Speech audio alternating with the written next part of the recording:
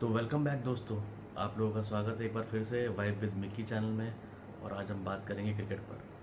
तो इंग्लैंड से दो बड़ी खबरें ये आ रही हैं कि सचिन तेंदुलकर ने इंग्लैंड बोर्ड से और आईसीसी से और इंडियन बोर्ड से रिक्वेस्ट की है कि जो बीच में ट्रॉफ़ी होने वाली है इंडिया और इंग्लैंड के, उसका नाम पटौदी ट्रॉफ़ी से बदलकर एंडरसन तेंदुलकर ट्रॉफ़ी ना करा जाए। और ये भी बताया जा रहा है, खबरें आ रही हैं कि उन्होंने जय शाह से जाके मीटिंग करी है इंग्लैंड में। वो अंजलि तेंदुलकर अपनी वाइफ के साथ वहाँ गए थे, उन्होंने मीटिंग करी है, उन्होंने रिक्वेस्ट करी है। और शायद ये भी माना जा रहा है कि अब ये trophy as it is Pataudi trophy के नाम से ही जानी जाएगी। और काफ़ी बैकलैश मिला था आईसीसी को इसकी वजह से, जो ये इवेंट का नाम चेंज कर रहे थे ये।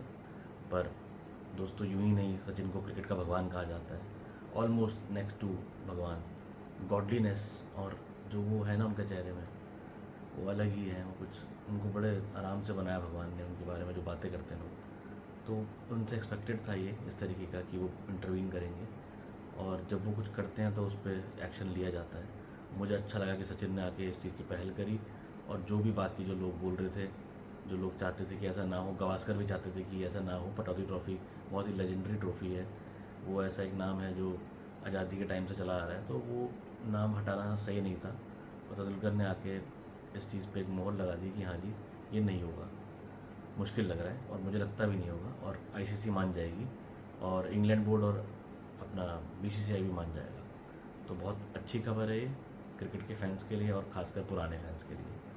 और दूसरी बड़ी खबर जो आ रही है वो ये आ रही है कि 27 साल का सूखा ख़त्म कर लिया साउथ अफ्रीका ने आखिरकार इंग्लैंड की धरती पर। उन्होंने ऑस्ट्रेलिया को वर्ल्ड टेस्ट चैम्पियनशिप की तीसरी साइकिल के फाइनल में हरा दिया है। और उस सूखे को ख़त्म करने में जो सबसे बड़ा हाथ रहा है वो रहा है मार्करम, टेम्पा बबूमा, रबाडा। ये तीन सितारे उनके चमके हैं, कमाल मतलब। तो इस पे अब थोड़ी सी डिटेल में बात करते हैं।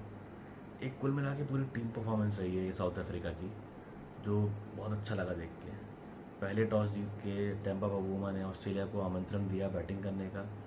ऑस्ट्रेलिया की बैटिंग में मतलब मुझे लगता है उस्मान ख्वाजा का अब जाने का समय आ चुका है। बहुत टाइम से वो परफॉर्म नहीं कर पा रहे हैं। वो ऑस्ट्रेलिया में इंडिया के विरुद्ध भी ज़्यादा नहीं खेल पाए, इंडिया में आए थे तब भी नहीं खेल पा रहे थे। तो बहुत ही मतलब ऑर्डनरी सी परफॉर्मेंस उनकी रह रही है। तो उसके बाद बात करें कि टीम सिलेक्शन जो ऑस्ट्रेलिया का था, जो बहुत मुझे बड़ा अजीब लगा। उन्होंने ग्रीन को कॉन्स्टास के ऊपर प्रेफरेंस दी, जो कि एक एक्स फैक्टर रहे थे उनका आखिरी के 2 मैचेस में बीजीटी में। तो कॉन्स्टास के ऊपर ग्रीन को लेना मुझे कुछ समझ नहीं आया। फिर उनको वन डाउन भेजना, मतलब वन डाउन में उन्होंने टोटल 5 बॉलें भी नहीं खेली इस फाइनल में, मतलब कमाल हो गया है। फिर आपका लबूशेन, उनको ओपनिंग करा रहे हैं आप, जबकि बात ये चल रही थी कि स्मिथ ओपनिंग करेंगे। स्मिथ ऐसे बल्लेबाज जो कहीं भी खेल सकते हैं, पर हाँ, एक जेन्युइन ओपनर का होना ज़रूरी है। स्मिथ और लबूशेन के बैटिंग ऑर्डर से छेड़छाड़ गलत है, जो कि आपको दिख गया परिणाम में। और एक उनका जो अच्छा जो प्लेयर निकल के आया वो वेबस्टर, जो कुछ समय से अच्छा खेल रहे हैं।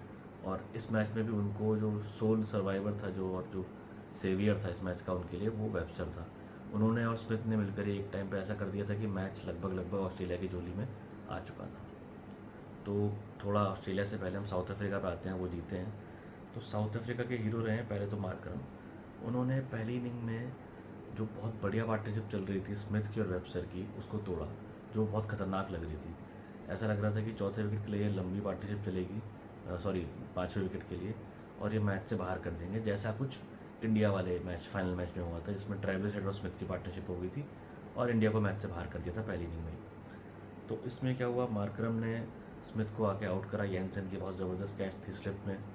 और फिर सेकेंड इनिंग में भी जब स्टार्क और हेजलवुड बहुत इरिटेट कर रहे थे साउथ अफ्रीकन बॉलर्स को, और लीड को और बढ़ाए जा रहे थे, एक्सटेंड कर रहे थे, ऑलमोस्ट 280 तक ले ही आए थे लीड को, तो वहाँ पर भी आके मार्करम ने अपना जादू रचा और दिखा दिया कि ये मैच ना उनको बिलोंग करता है, और उन्होंने हेजलवुड को आउट करा और पारी समाप्त कर दी। फिर तो आके उनकी जो फोर्थ इनिंग में जो सेंचुरी है, वो तो बहुत सदियों तक याद रखी जाएगी, और साउथ अफ्रीका के इतिहास के पन्नों में तो हमेशा ही सबसे ऊपर रखी जाएगी। मार्करम ने क्या इनिंग खेली है, 136 रनों की, ज़बरदस्त मतलब। फिर आते हैं रबाडा। पहली इनिंग में 5 विकेट, दूसरी इनिंग में 4 विकेट। बहुत कम बातें हो रही हैं इनकी, पर खगीसो रबादा इनके असली हीरो हैं, जिन्होंने ऑस्ट्रेलिया जैसी टीम को रोक के रखा और ध्वस्त कर दिया। थर्ड है टेम्बा बवूमा। टेम्बा बवूमा ने पहली इनिंग में 36 मारे, दूसरी इनिंग में 66 मारे। दोनों इनिंग में उनकी इंटेंट साफ नज़र आई कि उनकी दादी ने उनका नाम रखा था ना टेम्बा, और टेम्बा का मतलब होता है होप। तो वो जो होप थी ना वो एक बरकरार रखनी थी। उन्होंने वो लॉ जला के रखी। उन्होंने साउथ अफ्रीका को गेम में बनाए रखा। पहली इनिंग में थोड़ा सा उनको टाइम लगा सिंगल लेने में, पहला रन स्कोर करने में, पर उसके बाद उन्होंने अपना जुझारूपन दिखाया। हैमस्ट्रिंग इंजरी के साथ सेकंड इनिंग में खेले और सदियों तक याद रखा जाएगा उनका नाम, क्योंकि वो पहले कैप्टन बने हैं साउथ अफ्रीका के जो कि एक आईसीसी की एक्चुअल बड़ी ट्रॉफी जितवा के लाए हैं। क्योंकि चैंपियंस ट्रॉफी जरूर जीते थे 27 साल पहले हैंसी क्रोनी के अंडर में, पर चैंपियंस ट्रॉफी एक काइंड ऑफ नॉकआउट टूर्नामेंट है जो कि इतना बड़ा टूर्नामेंट है नहीं, जो लंबा टाइम चलता नहीं है, तो उसकी इंपॉर्टेंस इतनी ज़्यादा नहीं जितनी ये वाली जीत की है। तो साउथ अफ्रीका के लिए एक बहुत ही क्या कहते हैं कि गेम चेंजर बनेगा ये वाला इवेंट जो ये जीते हैं। फिर आते हैं साउथ अफ्रीका के एक और हीरो बेडिंगम। बेडिंगम ने उनको दोनों इनिंग में अच्छी पारी के साथ खेल के अच्छी वो दी, बीच में मिडल ऑर्डर में स्थिरता। पहली इनिंग में भी उन्होंने ही टेम्बा बवूमा के साथ मिलकर पार्टनरशिप करी और इस स्कोर तक पहुंचे कि 100 को तो पार करा, एटलीस्ट 150 तक तो पहुंचे, नहीं तो वो 150 भी नज़र नहीं आ रहे थे। कमिंस ने इतनी शानदार गेंदबाजी करी, 6 विकेटें ऐसे ले गए वो समझ ही नहीं आया।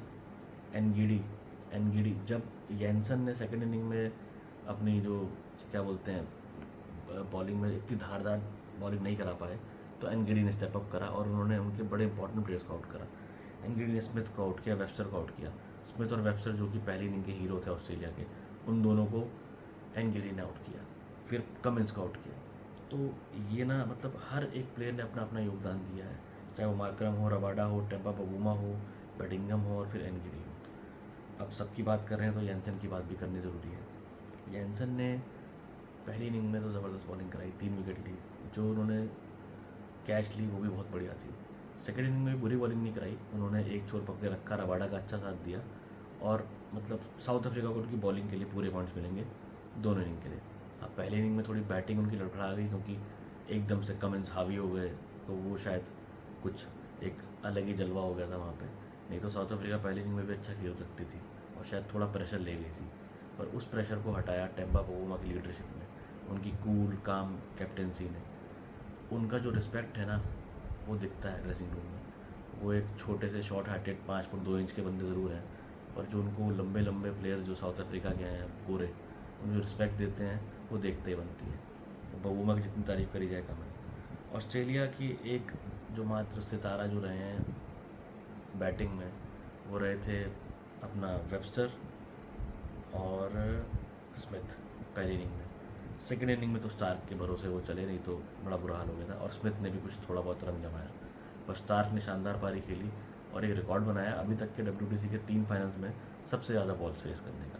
तो स्टार्क वो तो मतलब ऑस्ट्रेलिया के लिए कुछ भी कर सकते हैं, क्या कुछ नहीं कर सकते। उन्होंने हर चीज़ कर ली ऑस्ट्रेलिया के लिए, हर ट्रॉफी जीत ली है, T20, वनडे, WTC, कमाल के प्लेयर हैं स्टार्क और जितनी तारीफ़ करी जाए कम है। उन्होंने फिर दोबारा से दिखाया और सेकेंड इनिंग में उन्होंने बॉलिंग में विकेट भी ली।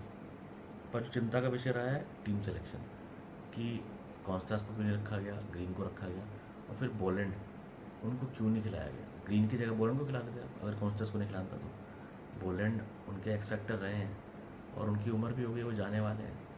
ये वो जीत के चले जाते कितना बढ़िया होता, और लास्ट WTC के भी हीरो हुई थी।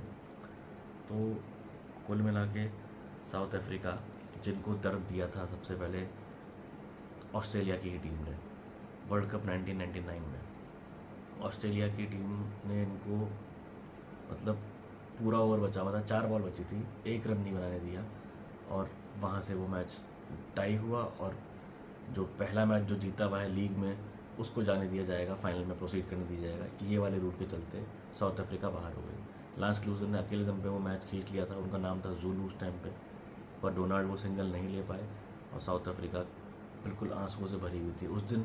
सारे क्रिकेट के जगत में मतलब बड़ा शौक था, सारे फैंस यही चाहते थे साउथ अफ्रीका जीते, पर भगवान को कुछ और ही मंजूर था। और जो स्टीव वॉक ने कहा था ना कि you have not only drop the catch, you have drop the world cup, तो वो वाली बात जो उन्होंने हर्षल गिब्स को कही थी कान में आके, वो चीज़ सच हुई और वहाँ से एक पोर्टल बंद सा हो गया साउथ अफ्रीका के लिए। उसके बाद कई बार वो अनलकी रहे, कई बार वो सेमीफाइनल में आके हारे, फाइनल्स में आके हारे, बड़ा मतलब बहुत ही अनलकी सा उनका रहा और चोक कर जाते थे हर समय।